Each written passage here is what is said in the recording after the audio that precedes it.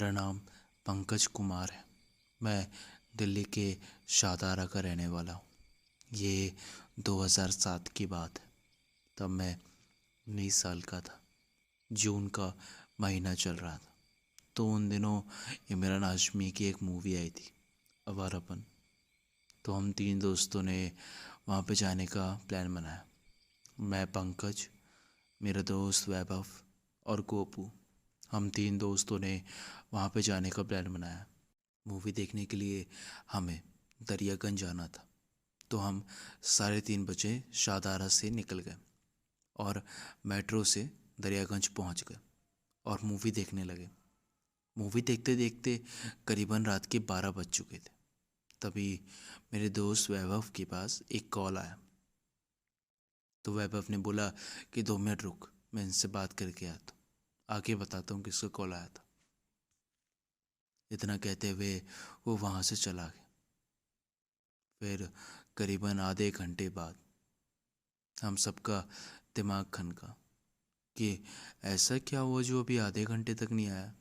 तो गोपू ने बोला, हो सकता है कि उसकी मम्मी या पापा का होगा। मैंने बोला, नहीं यार, फिर भी कम से कम बताना तो चाहिए ना। उसके बाद गोपू ने कहा कि हो सकता है उसकी किसी गर्लफ्रेंड का हो, छोड़ना, इंटरवल के बाद चलते देख के आते। उसके बाद हम इंटरवल तक रुके। उसके बाद हमने वापस को चेक करने का प्लान बनाया।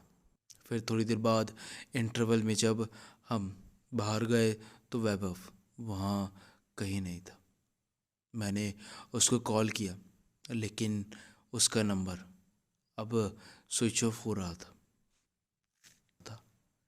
हम उसको सब जगह ढूंढने लगे लेकिन वो कहीं नहीं था।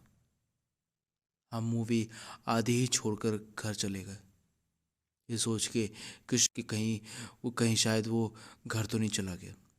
फिर जब हम उसके घर पहुँचे तो देखा कि वहाँ पे बहुत भीड़ लगी हुई है, जैसे कि कुछ हो गया हो।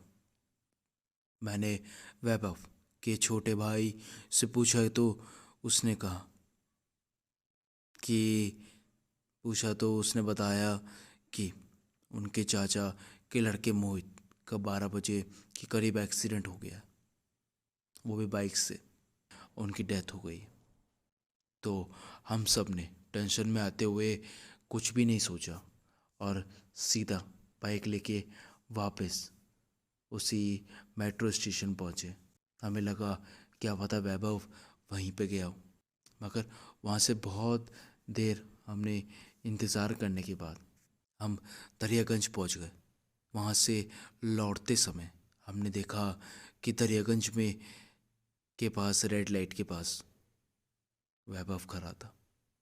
वैभव से बात करने के बाद हमें ये बात पता चली जिससे हमारे पैरों तले ज़मीन खिसक गई। पैरों तले ज़मीन खिसक गई। मैंने जो सुना उस पर मुझे आज तक यकीन नहीं होता।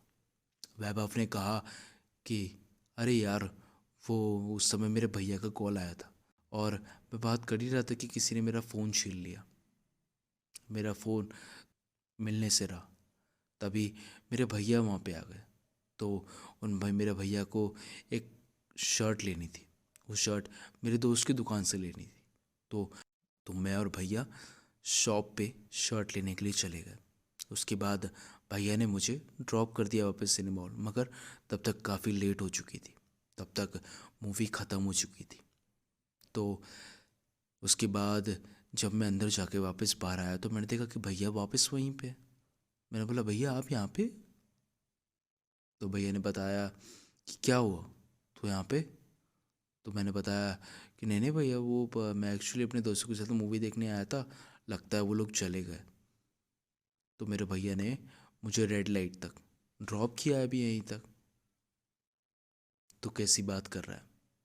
2 बजे तो मूवी ख़त्म हुई थी जिस समय तुझे भैया वहाँ से लेके गए, और अभी उन्होंने तेरे को ड्रॉप किया, मगर उनकी 1:30 बजे एक्सीडेंट में डेथ हो चुकी है। तो वो तुझे कैसे छोड़ने आ सकते? कुछ भी बहाना मत दिया कर। हम लोग दोस्त हैं मगर बेवकूफ़ नहीं हैं। इतना कहते हुए हम सबका दिमाग बहुत ख़राब हो गया, मगर वो यही कहता रहा कि नहीं नहीं भैया ने मुझे भी छोड़ा है। तो हमने उसको यकीन दिलाने के लिए तुरंत बाइक मोड़ी और उसके घर की तरफ रवाना हो गए। उसके घर पे पहुंचते ही सब लोग रो रहे थे, और फिर उसके बाद वैभव को सब समझ में आ चुका था। वो वहाँ पे रो रो के भी बस एक ही बात कह रहा था, अरे वो भैया मुझे अभी तो छोड़ के गए थे यार, ऐसे कैसे हो सकता है, ऐसा नहीं हो सकता, मैं नहीं मानता, नहीं। ऐसे कहते कहते वो बहुत ज़ोर ज़ोर से रोने लगा। मगर उनकी फैमिली मेम्बर्स और हमारा यही मानना था कि वो उसके बड़े भाई का प्यार था जो उसे वहाँ पे ड्रॉप करने आया।